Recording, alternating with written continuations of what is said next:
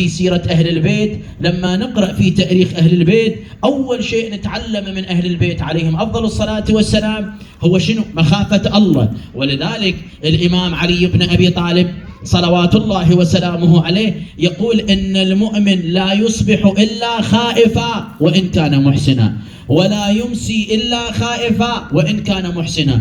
الإمام علي بن أبي طالب صلوات الله وسلامه عليه يقول الإنسان المؤمن لما يصبح في الصباح يصبح خائف من الله وإن كان محسن، وإن كان محسن عنده أعمال طيبة، مؤدي فرائض الله، مؤدي واجبات الله، لكن شنو بالمقابل عنده مخافة الله. ولا يمسي إلا خائفا وإن كان شنو محسنا. هكذا يعلمنا أمير المؤمنين، هكذا يهذبون أهل البيت، هكذا يربون أهل البيت عليهم أفضل الصلاة والسلام.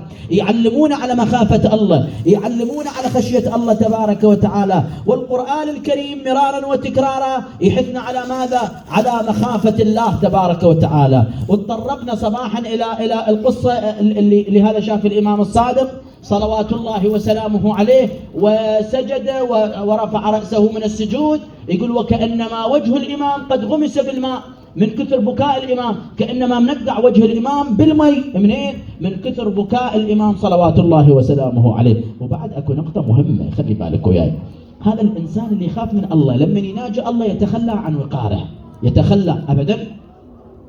يعني شوفه ما يخاطب الله ويعني ويبقى محافظ على وقاره وهذه الامور. مو هذا اللي يدخل على معاويه يقول له رايته اذا يوصف علي بن ابي طالب يقول له شفته بالليل يتململ تململ السليم. شنو تململ السليم؟ يعني شلون هذا اللادغ تحيه يتخلى عن وقاره، يتخلى عن جلاله لما يخاطب الله. ولذلك هذا اكو عالم من العلماء اسمه سيد محمد باقر الشفتي رضوان الله تعالى عليه. بالله اسمعني بلا زحمه عليك، الله يبارك بيك ان شاء الله. هذا اكو ملك من ملوك اصفهان فد يوم من الايام فرت من عنده جاريه من الجواري. اسمعني الله يبارك بيك، جاريه من الجواري هربت من الظلم والتعسف وغيرها والاذى اللي يتواجهه، فهربت هذه الجاريه والتجأت الى بيت عالم من علماء الشيعه اسمه سيد محمد باقر الشفتي رضوان الله تعالى عليه.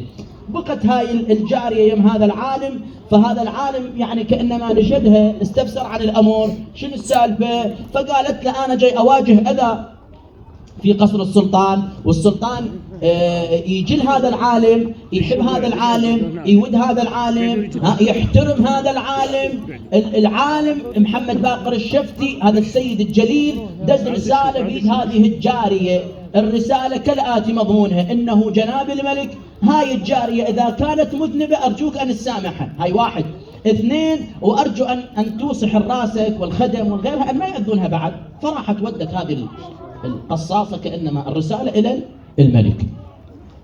الملك قبل الرسالة ونشدها، سألها بالله أرجوك، سألها قالها كيف أنت في هذه المدة؟ شلون شفتي هذا العالم؟ هذا العالم انت صار لك يمه مده، شلون شفتي؟ اوصفي لي اياه، شنو شفتي هذا العالم؟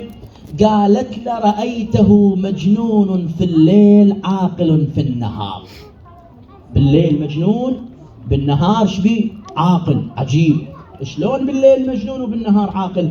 قالت له بالليل شفته يفرش مصلاه في ساحه الدار، في وسط الدار يفرش مصلاه، يخاطب الله، يناجي الله تبارك وتعالى، دموعه جارية على خديه، يبكي خشية من الله، مخافة من الله تبارك وتعالى، يبكي. تقول له رأيته قائما ومصليا وباكيا في الليل. بعد تقول له مرات يضرب على راسه يضرب خوفا من الله، يضرب على راسه. وحقك واحنا انا وامثالي كل نضرب على رؤوسنا، كل احنا معاصي، كل احنا اثام. تقول له رايته يضرب على راسه، يبكي هذا العالم، يناجي الله، يخاطب الله ويبكي خوفا من الله. هذا بالليل. تقول له اما بالنهار؟ لا، بالنهار يخلي عباته على كتفه وعمامته على راسه ويطلع عاقل بين الناس. فرأيته مجنون في الليل عاقل بالنهار.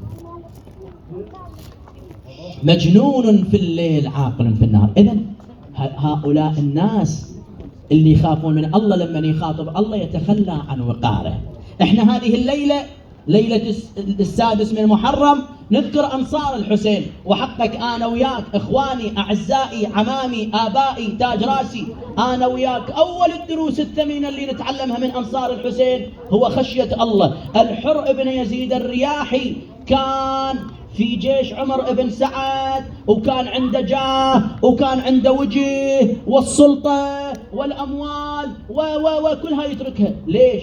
إني شوف مخافة الله، هذا شغل مخافة الله.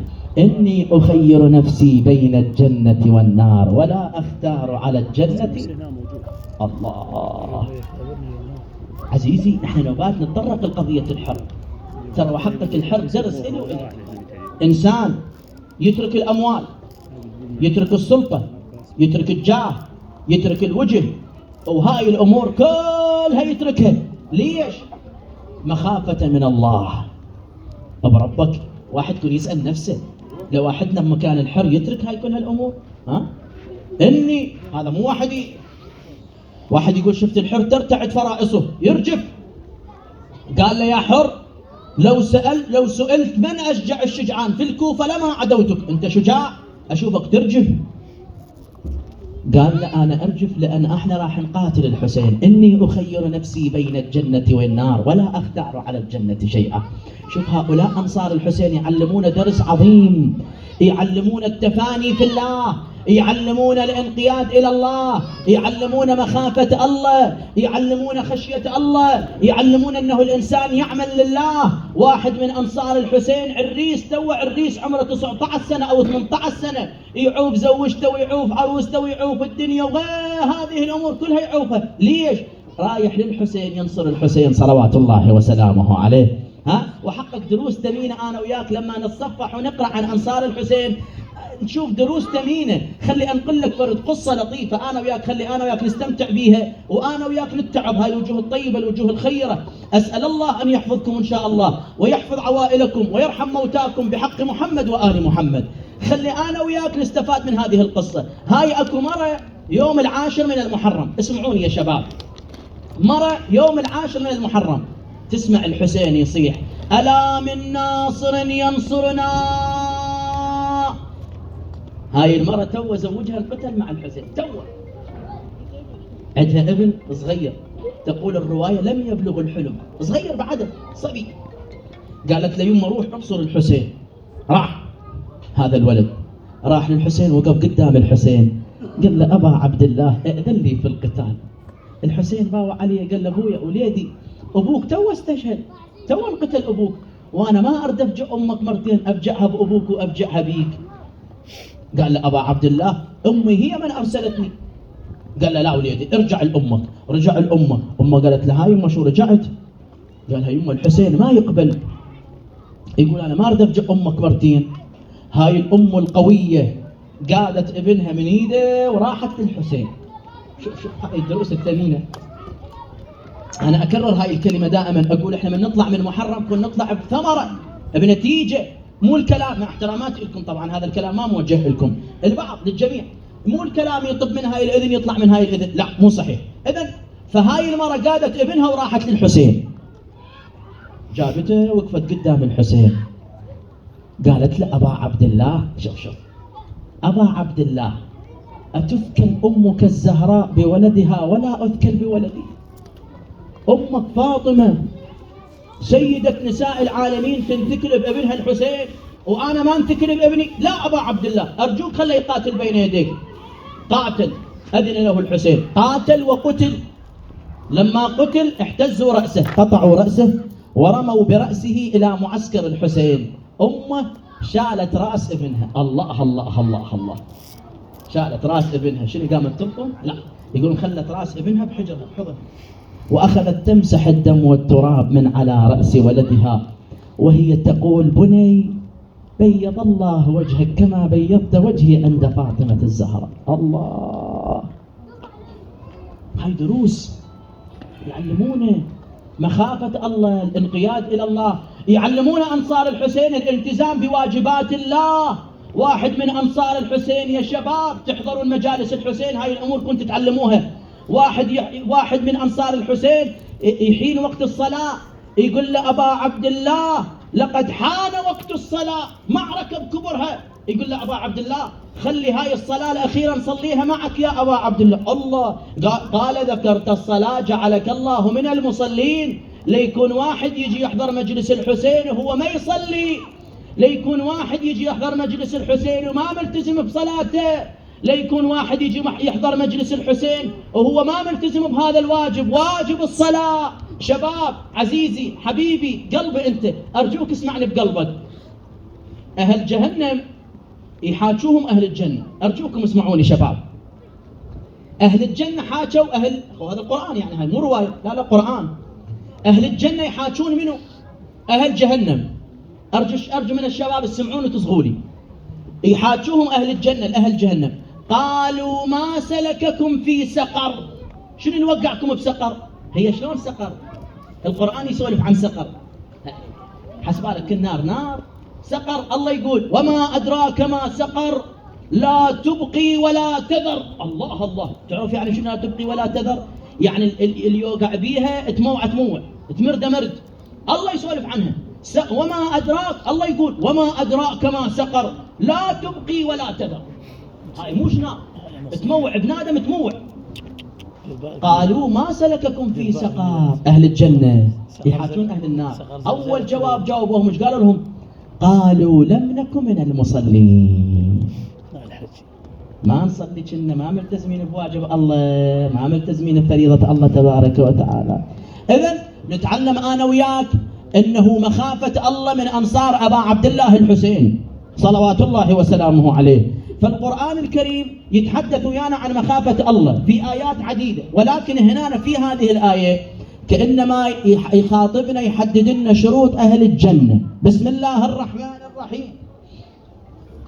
وأما من خاف مقام ربه، شنو يقول لنا القرآن؟ يقول لنا أهم شرط من شروط دخول الجنة هو شنو؟ أن الإنسان يكون خائف من الله تبارك وتعالى. وأما من خاف مقام ربه، بعد قال ونهى النفس عن الهوى. الشرط الآخر شنو؟ أن الإنسان ينتهي عن المحرمات. شنو الفائدة أنا أقول أنا خايف من الله، ولكن أنا شنو؟ أنا أعمالي لا تدل على أنه أنا خايف من الله. أنا أحضر مجلس الحسين ولكن أعمالي لا تدل على أنه أنا خايف من الله. أنا أتكلم بكلام الناس اللي يخافون من الله، ولكن أنا بالحقيقة ما خايف من الله. مثل ما هذا ينقل، هذا واحد دخل إلى مسجد النبي صلى الله عليه وآله، فشاف له رجل يصلي فرض الصلاة. شلون صلاة؟ بخشوع بخضوع بترتيب بوقار باستكانة، فالصلاة جدا خاشع بيها، بحيث لفت انتباه هذا الشخص. إجاه قال له نعم الصلاة صلاتك مرتبة، حيل مرتبة، بارك الله بيك. ايش جاوب هذا الشخص المصلي؟ قال وأنا صائم.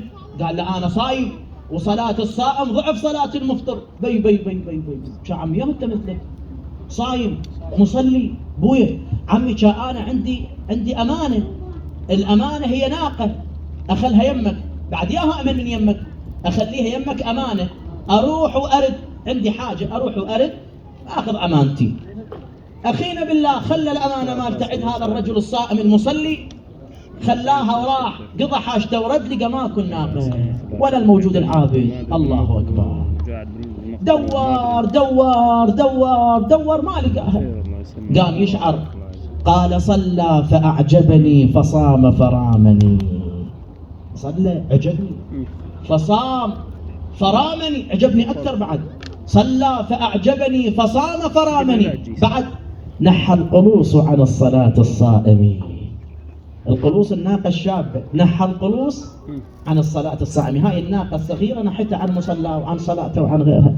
إذن كن أنا وياك نلتزم بتعاليم الله. الآن خلنا نروح نذرف لنا دمعة على سيد الشهداء. الآن خلنا نروح نذرف لنا دمعة على أبي عبد الله الحسين، ليلة أنصار الحسين.